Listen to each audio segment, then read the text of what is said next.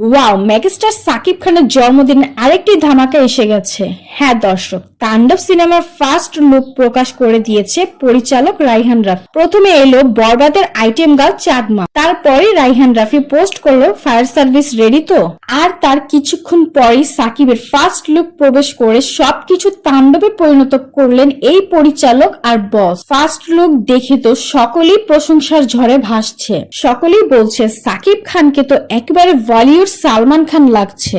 অনেকে তো বলছে রাফি ইজ রাফি, এটাই তার প্রমাণ। আবার কেউ কেউ তো বলছে বলিউডের সালমান খানও সাকিবের কাছে কিছুই না। তবে বিশ্লেষণের মতে তাণ্ডব বরবাদের চেয়ে ভয়ানক আকারে আসবে সকলের কাছে। তাণ্ডব সকল রেকর্ড ব্রেক করে ফেলবে, কারণ রায়হান রাফির মতো ট্যালেন্টেড পরিচালকের দ্বারা সবকিছুই সম্ভব। আমার কাছেই তো তাণ্ডবের ফার্স্ট লুক তো দুর্দান্ত লেগেছে। সাকিব খানের জন্মদিনে সেরা দুটি উপহার দুই পরিচালক দিয়ে দিল।